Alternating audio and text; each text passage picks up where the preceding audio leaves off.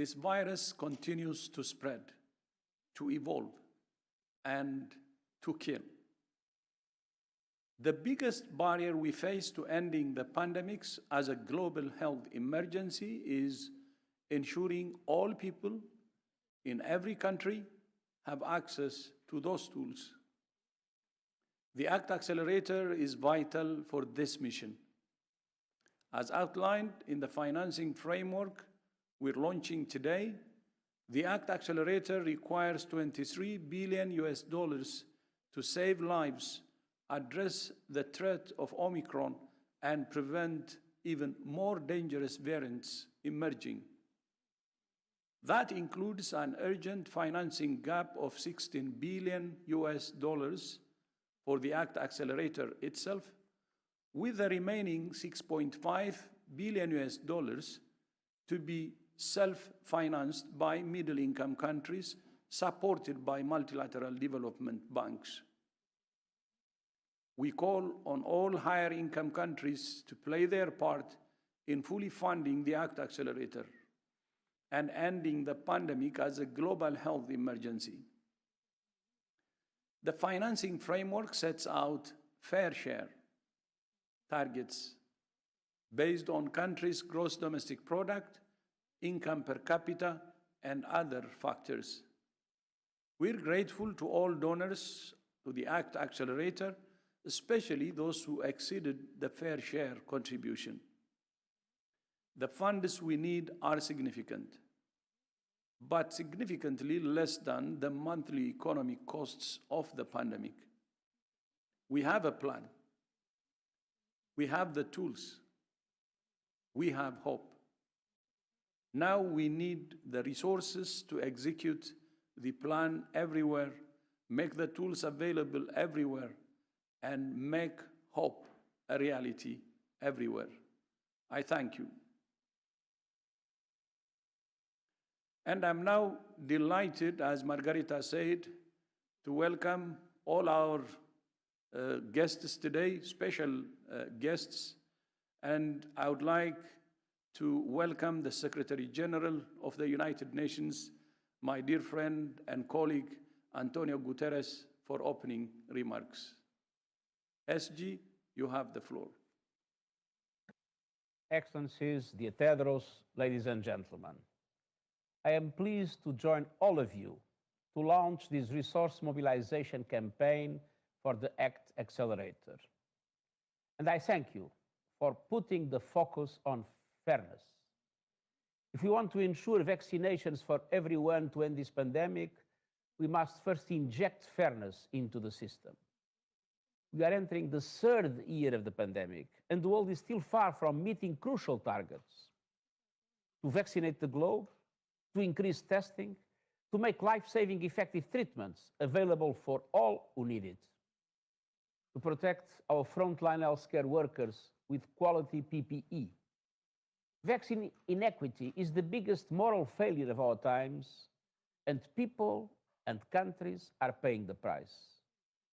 The good news is that recent progress shows how we can deliver when we have the resources and come together. Vaccine supply and rollout is ramping up exponentially, and we are making up for lost time in many countries. To end, the end of this pandemic can be within our sights this year. We can get the economic recovery back on track and rescue the Sustainable Development Goals, but we need to act now. Vaccines, tests, and effective treatments are available, yet many low and middle-income countries are still not getting enough of these pandemic-ending tools to protect their families and communities and our world. Until and unless we can ensure access to these tools, the pandemic will not go away, and the sense of insecurity of people will only deepen. We have the systems to accelerate the rollout of these essential tools. The UN family has decades of experience working with countries and communities in crisis. UN agencies, led by WHO and UNICEF, have the know-how to help governments turn vaccines into vaccination, tests into testing, and treatments into effective clinical care for patients. But we cannot access the tools without first accessing the resources to support countries to achieve global vaccination testing, and treatment targets. The ACT Accelerator provides a costed, coordinated, and credible path out of the COVID-19 pandemic for everyone, everywhere. And this needs to be financed by fair share contributions from countries. Above all, we need urgent investment in timely vaccine delivery and increasing testing. And this is a matter of fairness, but also it's a matter of justice, and it is a matter of plain old common sense. We can end the pandemic this year. We have the pathway to get there, but we can only get there together. It is all up to us, and it all comes down to fairness. Thank you, and I wish this meeting the best possible success to the benefit of humankind. Thank you. Thank you so much, Secretary General, for your leadership and commitment, and to the whole United Nations family for the steadfast commitment. In today's event, we will hear from political leaders from across the world on priority actions to reach the global COVID-19 response targets and achieve equitable access to COVID-19 tools everywhere. I would like to welcome the ACT Accelerator Council co-chairs, South Africa's President Cyril Ramaphosa and Norway's Prime Minister Jonas Gahr Støre. The co-chairs have over the last almost 2 years shown great leadership in championing the agenda of equitable access to vaccines, tests, treatments, and PPE. I'm grateful for their leadership. We will first hear from the President Cyril Ramaphosa of South Africa, and the floor is yours.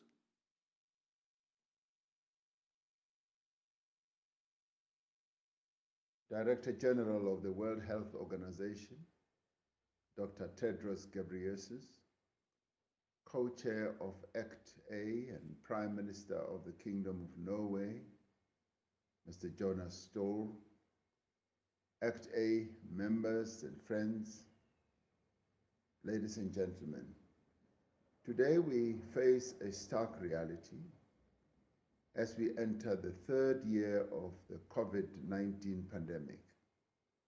Scientific advances that have brought us incredible innovation, including new tests in weeks, repurposed treatments in months, and COVID-19 vaccines in less than a year after the first cases were reported.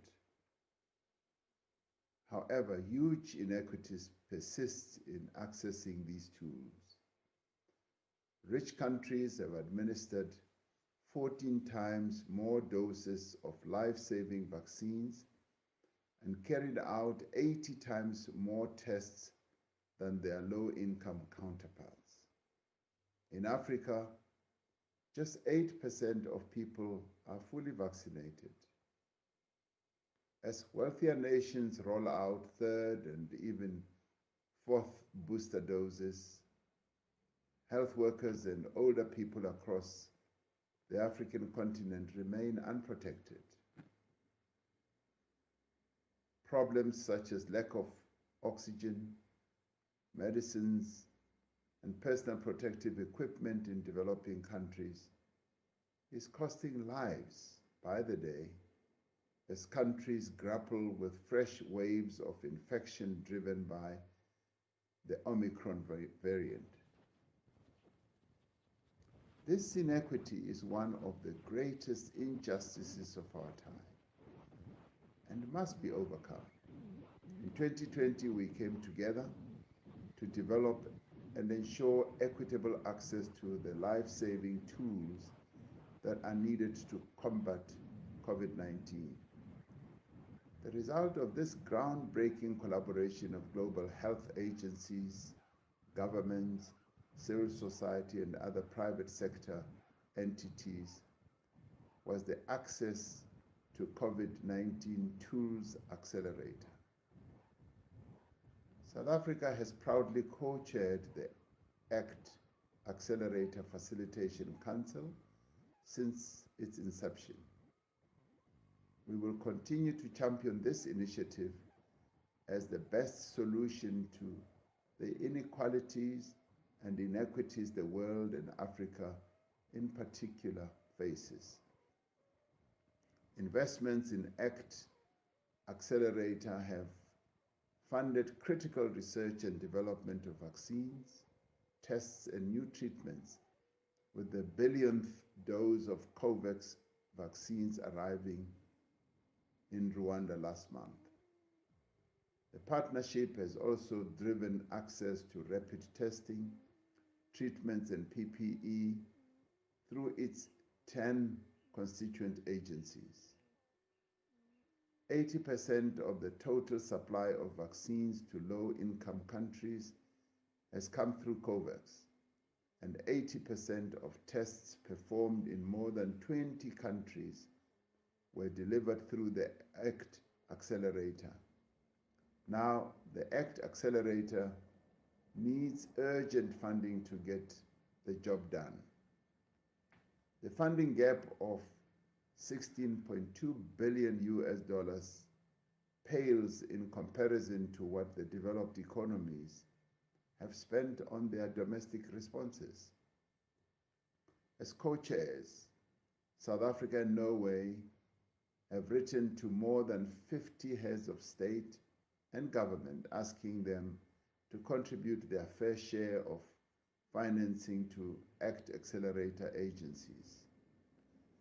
This funding is vital if we achieve the global targets for access to vaccines, tests, treatments, and PPE, and of ending the pandemic in 2022. The longer inequitable access to COVID-19 tools persists, the longer the pandemic will persist. I urge my fellow leaders to step up in solidarity and to contribute their country's fair share. The end of this pandemic is in sight, but only if we act together for equity and for solidarity. This is the time when we should leave no one behind. I thank you.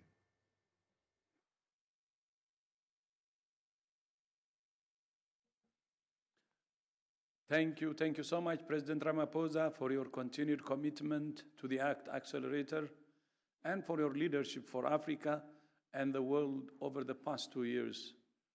Now, I would like to welcome Norway's Prime Minister Jonas Gahr Støre, a champion of global health and ACT Accelerator Facilitation Council, co-chair. Prime Minister Støre, the floor is yours.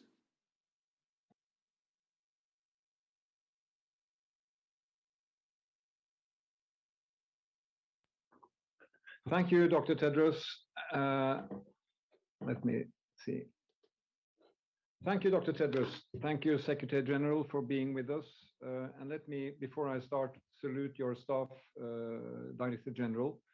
WHO is now playing a key role, convening us and being available to people around the world with your skills and leadership. So I would like to salute all your collaborators at this moment.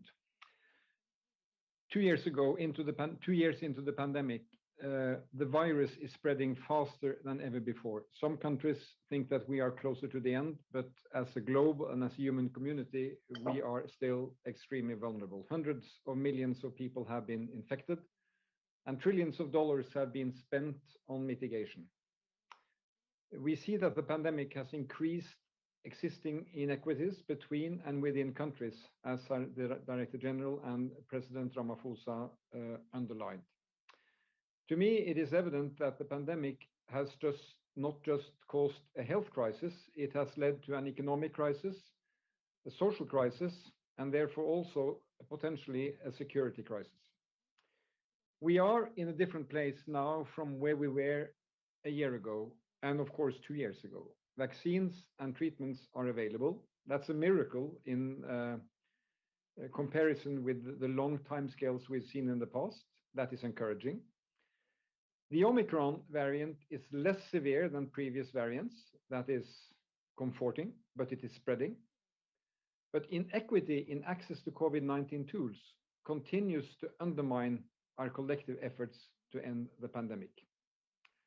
So while we all long for the pandemic to be over, it seems more likely that we must get used to a new normal.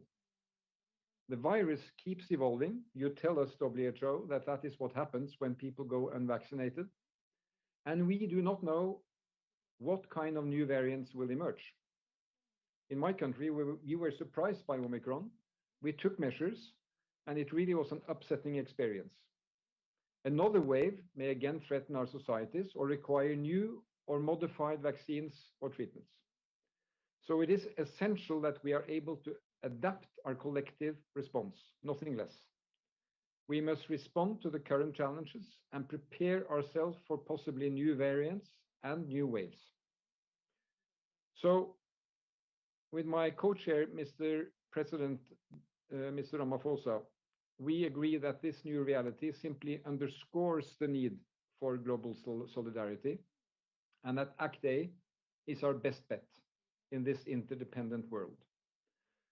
As co-chairs of ACT-A, President Ramaphosa and I have written to many leaders, taken many phone calls, asked for many appointments, and I take this opportunity to call upon high-income and upper-middle-income countries to commit their fair share to ensure a fully financed ACT-A. It is really our best strategy and our best method of succeeding.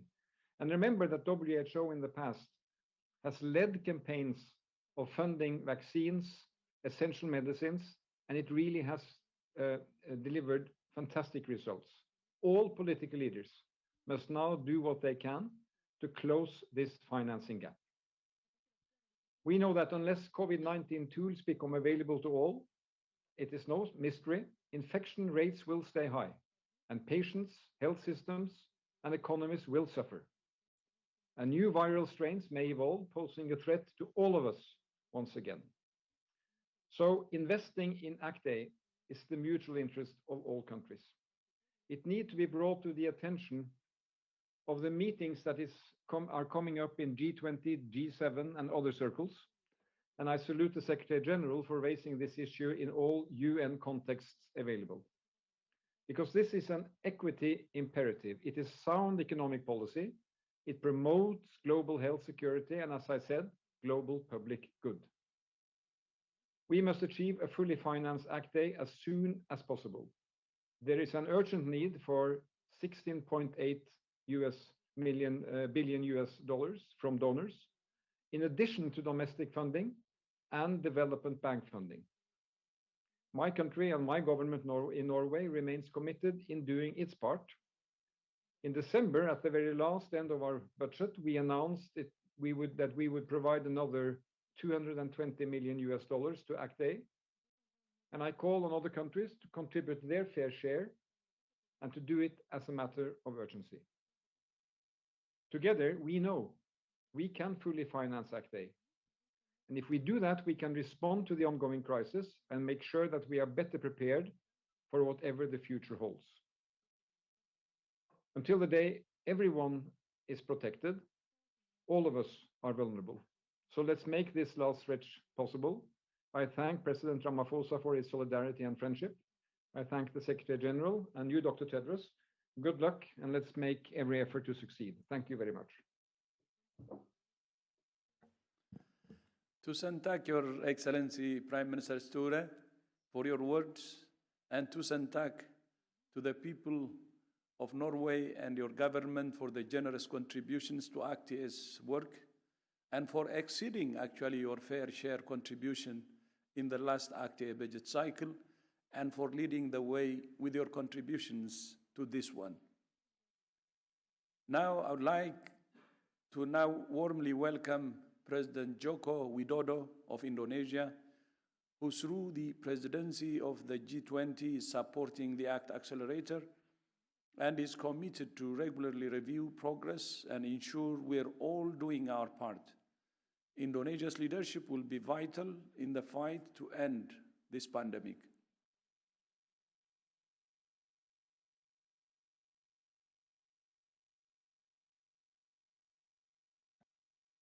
Director General of WHO, thank you for your invitation.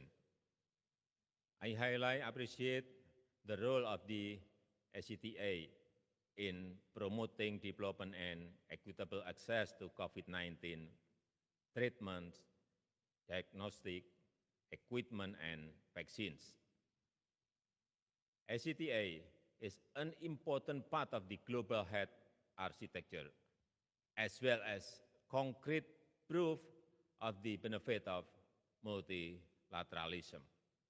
Going forward, the role of ACTA is still very much required, including to bridge the global vaccination gap. No one is safe until everyone is. I invite countries and donors to use the opportunity to strengthen their support for ACTA. As current president of the G20, Indonesia has made strengthening global health architecture as one of the priority agenda. Our world must be better prepared and responsive to health crisis. Each country should have the same opportunity to prepare for the threat of future pandemics. Various improvements need to be made.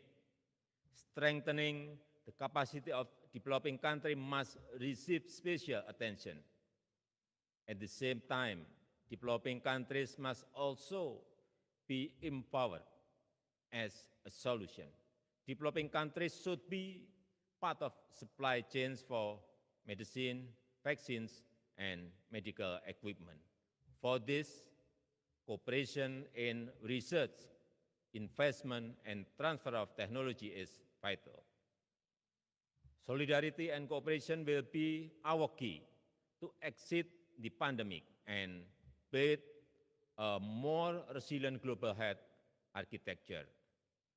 The role of G20 is crucial in building global health architecture, including in promoting health financing for developing countries. Recover together, recover stronger. Thank you. Thank you, President Widodo, for your leadership in G20 and your vision for future of global health. I'm now delighted to welcome the Minister of International Development of Canada, Harjit Sajjan. Canada is a strong supporter of the ACT Accelerator and leads by example, having contributed their fair share in 2021. Over to you, Minister Sajjan. Thank you, Dr. Tedros. Your Excellencies, ladies and gentlemen, let me begin by acknowledging that I'm here speaking to you from the traditional unceded territory of the Algonquin and Anishinaabe people. No single country on earth can tackle this pandemic on their own, which is why I join all of you to work towards increasing access to essential COVID-19 tools for everyone. Now I'm talking about tests, treatments, and crucially, vaccines. Because by vaccinating everyone, we can end this pandemic. And the ACT Accelerator is the global solution to end this pandemic in 2022.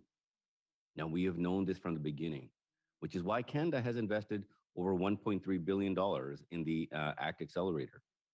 And though over 100 low and middle income countries have received shipments of vaccines, we know that vaccines are not enough. We also need to ensure every country, every person has access to stronger testing, treatments including oxygen and more PPE. We need to work together to close the equity gaps between countries. This fight is not over, but we can get there if we work together. All of us can do our part, our fair share, from the G7 to the G20 to the private sector. Unless everyone meaningfully contributes, any return to normality may be short-lived. And today we are calling for a new global solidarity, a solidarity against this virus, so that everyone everywhere has equitable access to all COVID-19 tools. We must all work together to end this pandemic, and that means fully funding the ACT Accelerator. It is our best bet to make sure that 2022 is the year we finally end this pandemic. Thank you. Merci beaucoup. Merci beaucoup, Minister Sajjan, for both your words and Canada's partnership, and also, as I repeat, for contributing your fair share. The United States is the largest contributor to ACT Accelerator. President Biden hosted the global COVID-19 summit during the UN General Assembly last year and have played a key role in fostering international collaboration to fight the COVID-19 pandemic. We look forward to the continued leadership of President Biden and the follow-up summit, where countries will have an opportunity to step up and make new commitments to the ACT Accelerator. I'm now delighted to welcome United States Secretary of Human and Health Services, Mr. Becerra, who will provide remarks by video.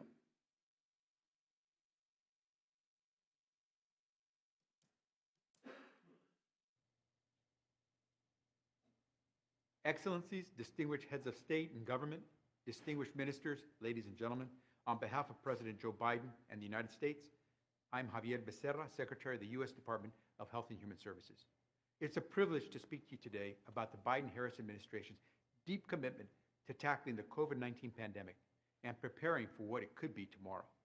That includes supporting the goals and mission of the ACT Accelerator collaboration. Equity is essential in our fight against COVID-19. That's why the United States is proud to support ACT-A as a key global collaboration to facilitate equitable access across the world to vaccines, diagnostics, therapeutics, and other key tools against COVID-19.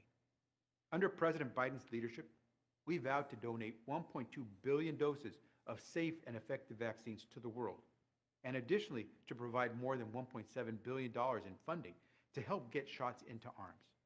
And we're on track to do that.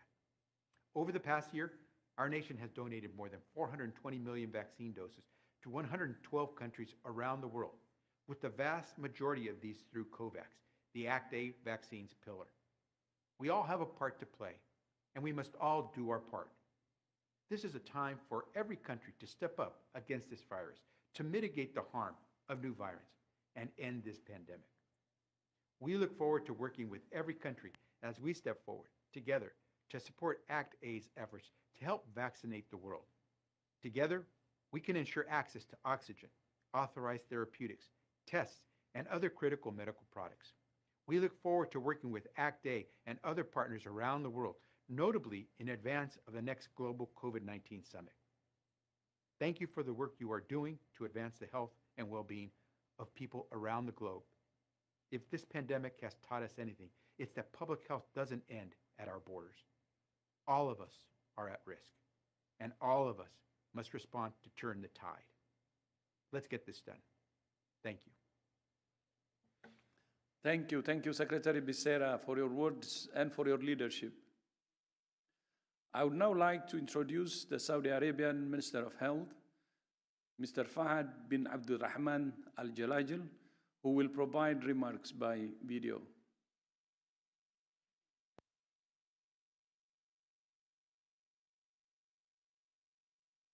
Your Excellencies, ladies and gentlemen, on behalf of His Majesty, the custodian of the two holy mosques, King Salman bin Abdulaziz, I would like to extend our appreciation to the Director General of the World Health Organization, Dr. Tedros Ghebreyesus, for his initiation of the launch of the Access to COVID-19 Tools Accelerator Advocacy Campaign for 2022. This is a critical event that highlights the importance of a global solidarity towards effective initiatives that are aimed at tackling this pandemic. Since the beginning of the pandemic and during the Kingdom's presidency of the G20 in 2020, the custodian of the two holy mosques called for an extraordinary leader summit to amplify the importance of a global effort and to emphasize the importance of unifying international support to address the pandemic. The Kingdom of Saudi Arabia has been a strong advocate for the ACT Accelerator since its inception and has supported the initiative and the COVAX facility by its contribution of $500 million to ensure equitable access to diagnostic, therapeutics, and vaccine globally, and most importantly, to the countries who need it the most. The Kingdom has also supported low and middle income countries through direct funding and support through the King Salman Humanitarian Aid and Relief Center totaling to $833 million throughout the pandemic. We applaud the work done by the organization to accelerate efforts toward tackling this pandemic and highlight the importance of this global initiative as its principles are built on the fundamental values of transparency, research, and evidence. We believe that the ACT Accelerator is the best tool to combat this pandemic and the main platform to reach the countries who need the most support, and has the capability to immunize the largest number of the world's population against this virus. Lastly, the Kingdom continues to work closely with the World Health Organization and all relevant entities in an effort to combat the COVID-19 pandemic, and we stand committed to offer our full support throughout this campaign and future ones. Thank you.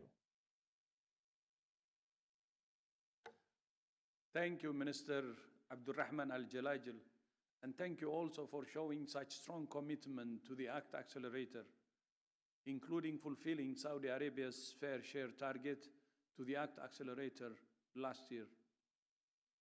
Now, I would like to welcome Niels Annen, Parliamentary State Secretary, Ministry for Economic Cooperation and Development from Germany. Germany is a strong supporter of ACT Accelerator and has prioritized ACT-A in its G7 presidency program announced by Chancellor Olaf. Germany also contributed its fair share to ACT-A last year. Mr. Annen, the floor is yours. Thank you very much, Dr. Tedros, ladies and gentlemen, excellencies. I am very pleased to speak to you on behalf of the German Minister for Economic Cooperation and Development, Svenja Schulze, and of course I send warm wishes from Chancellor Scholz, who unfortunately cannot join us here today. I will not hide my concern. Last year, we, as global community, struggled to provide ACT-A with sufficient funding. This year must be different if we are truly to defeat the pandemic. There is no doubt that Germany bears a special responsibility as the G7 presidency. Germany is currently the second largest donor with a contribution of 2.2 billion euros, and we intend to again contribute our fair share in 2022. I would like to invite all of you to do likewise. It is encouraging that global vaccine production is now growing at an increasingly rapid pace. We urgently need this in order to supply all countries equitably. That said, we see huge problems with absorption capacities on the ground. Currently, our biggest challenge is to get vaccines into the arms. Also, life-saving supplies such as oxygen, medicines, and PPEs now need to get quickly to where they are needed the most. Germany, ladies and gentlemen, will significantly step up its support in this regard, both multilaterally and through accompanying bilateral support. I am pleased that WHO, Gavi, UNICEF are taking charge of coordinating efforts both in the capitals and on the ground. Even though we are still in the middle of an acute pandemic, we also must look ahead. Our ambition is to be better prepared in the future, and Germany and its development cooperation is already investing 500 million euros into vaccine manufacturing in Africa, especially Ghana, Rwanda, Senegal, and South Africa. And you already know that the company BioNTech is planning to start the construction of manufacturing facilities in Africa around mid-year in the same countries that I mentioned. This private sector engagement goes hand in hand with our close cooperation with the governments concerned. Moreover, Germany, together with the European Union, France, and other partners, is supporting the WHO mRNA hub in its efforts to develop mRNA vaccines under its own auspices. This is a major joint effort, bringing all public and private partners together. Thus, we have the potential not only to overcome this crisis, but to emerge strengthened from it. Thank you very much. Thank you. Vielen Dank, Secretary Annan, and thank you to Germany for the continued support to ACT Accelerator. France, with President Macron, has been a great champion of ACT Accelerator and helped launch this unique global collaboration almost 2 years ago. Through the EU presidency, France is leading on ensuring equitable access to COVID-19 tools across the world. I'm delighted to welcome Minister Delegate Jean-Baptiste Lemon to provide remarks.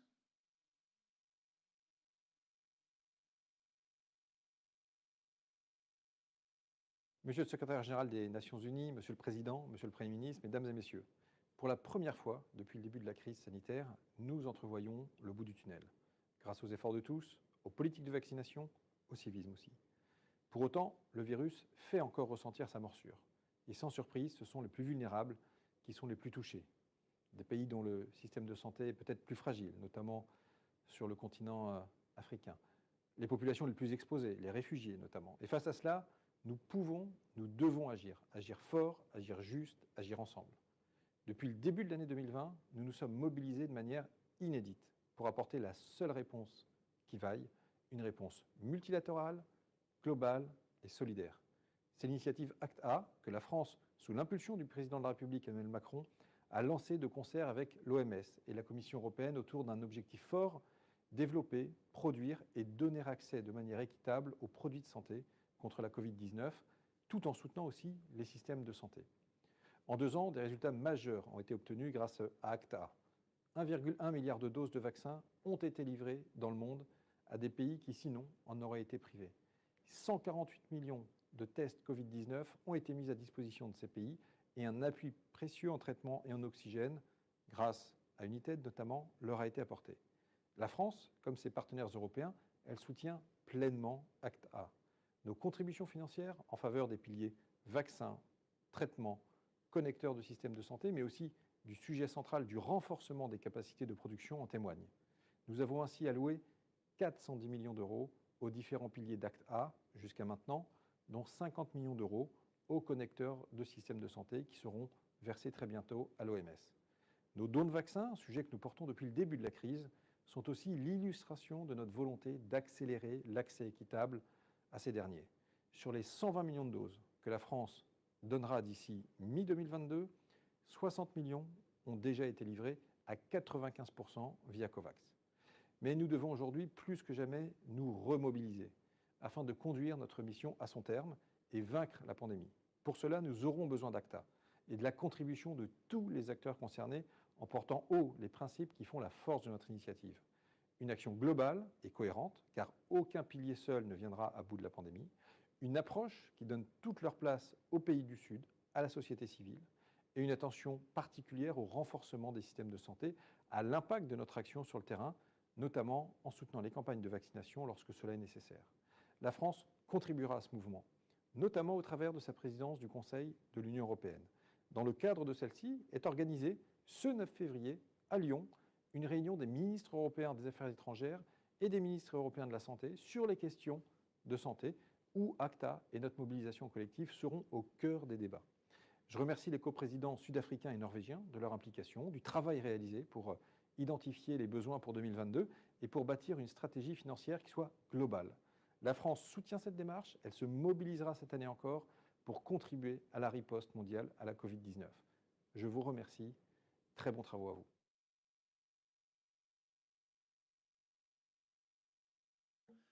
Thank you for your important message, Jean-Baptiste Lemon, and thank you to France for being a strong supporter of ACT Accelerator since its inception.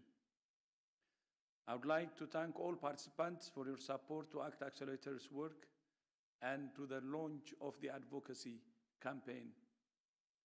This pandemic continues to evolve, and we need to be agile and evolve our response with it. The ACT Accelerator is the best mechanism to bring this crisis to an end. We now have time for a few questions before we wrap up, and over to you, Margarita. Thank you very much, Dr. Tedros, and to all the panelists for such powerful and important interventions. We only have a few minutes. We have a hard stop at 1600.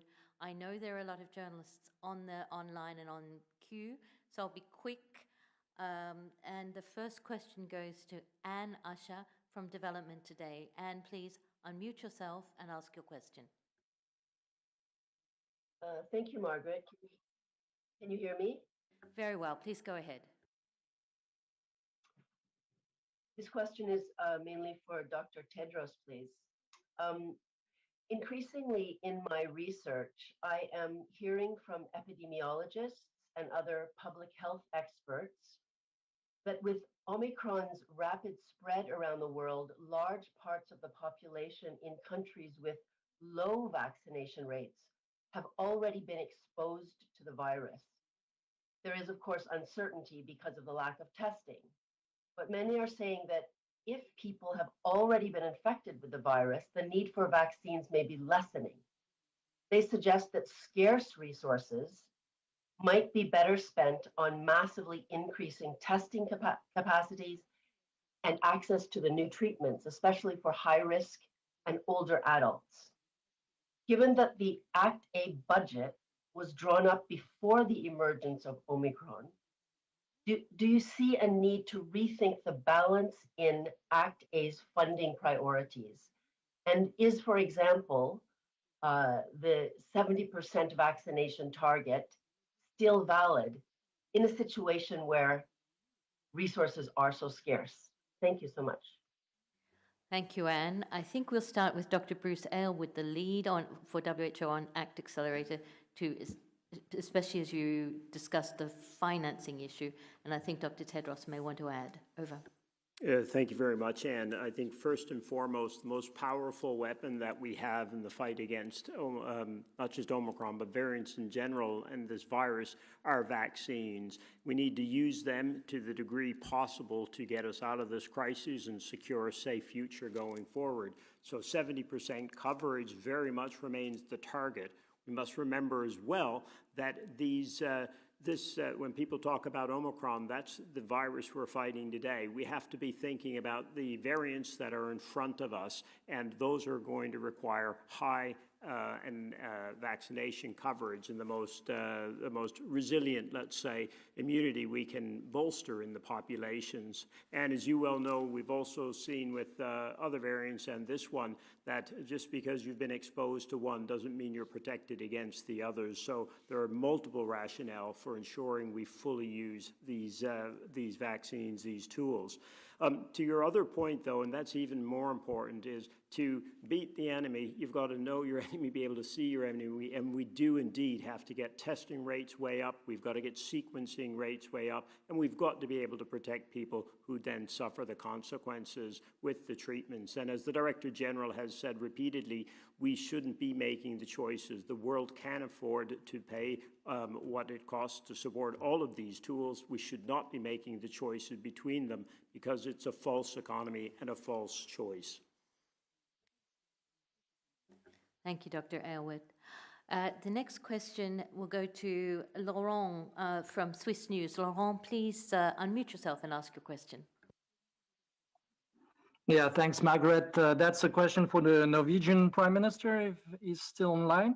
Yeah. He is. So, Prime Minister. Very good. Go ahead. Prime Minister, the difference between the rich and the poor countries was again mentioned at the beginning of this session. And in the rich country, we see more and more restriction being relaxed and the attention focusing on the economic recovery rather than funding the global effort. So are you concerned that this new step in the rich countries right now in the pandemic might jeopardize the success of the call you're launching today? Thank you. I think that's a very valid question. If we look at the case of Norway, we have lifted numerous restrictions, as have Denmark and Sweden, because we are in the phase in the pandemic where the cost of the restrictions really outweigh the burden on the health service. So each country has to make its judgment on that national call. If that leads to a sentiment that the pandemic is behind us and that this global approach, mobilizing resources for protecting ourselves and others through this solidarity equity approach, there is danger. And that's one reason why Norway keeps engaging in ACT-A, because we feel it's our moral obligation, you know, in a global community as a solidarity act. But also, this is pretty hard politics self-interest, because we know that although we now lift restrictions, we are vulnerable, as was documented by the Omicron variant coming in. The biggest outbreak to date of the Omicron actually occurred in the middle of my home city, Oslo, just a few days after it emerged from South Africa. We learned a lot from South Africa on the data of Omicron. So we know that it is more contaminating more, but with less danger. So this is a national handling. But we believe that in order to avoid what you are underlining here, we need to really mobilize political leaders to see that global responsibility. They both have a moral responsibility to do so. But really, in order to reduce the likelihood of being surprised by a new variant around the next corner, I think every government in countries that are now taking down restrictions should be, you know, self-informed to stay committed. And although, you know, I admit that this sum of billions of dollars is a large number, but if you really kind of distribute that on high-income, middle-income countries, it is absolutely bearable. We can do this. And I think the fruits of that investment are so important to all of us that we really should stay on. So for my part, you know, we will rather step up our activities in the global advocacy for ACT-A than taking that down in line with fewer restrictions on Norwegians, if you get my point. Thank you very much, Prime Minister Sture. The next question comes from Sophie McKenna from South African Broadcasting Commission. Sophie, please unmute yourself and ask your question. Thank you so much. My question is directed at President Ramaphosa, if he is still there, and Prime Minister of Norway, including Dr. Tedros. This year, are we likely to see a different approach from the developed North in terms of helping the developed South? The current political, security, and economic challenges in regions such as Africa points to the fact that if these issues are not addressed as a result of the pandemic that has led to despondency, we are likely to see the citizens of Africa being restless. Are we likely to see a political will from the developed North this time around? Thank you, Sophie. President Ramaphosa is not online, but I think Prime Minister Sture is ready to answer that one. Thank you for that question. I think I touched upon it in my last intervention. You know, let's be honest. It's not self-evident that leaders in the North, if you put it that way, will respond in the way you now call for, which I fully support. But it is achievable and it's possible, and we need to do advocacy to reach that goal. Again, that's why I have engaged spending time on supporting ACT-A. Now, there are a number of events coming up where countries in the North will be gathered, partly with other partners in G20. There will be G7. There will be the upcoming different UN gatherings. And, you know, having worked with WHO in the past to see how good advocacy on very attractive health investments, global health, public goods, have achieved results. I'm confident we can do the same this time. You know, we can come up with text to the final communiques of the G7 and the G20s and all the rest that really highlight how this kind of investment is of public health interest, security interest, and development interest. So that's the way you have to bring home the argument to leaders that it is really in their interest to stay committed and be engaged. You know, if we have some kind of sleepwalking out of a short-sighted view on your national Omicron challenge, around the next corner, you may be very badly surprised. So we have to just keep up the advocacy with new and innovative arguments.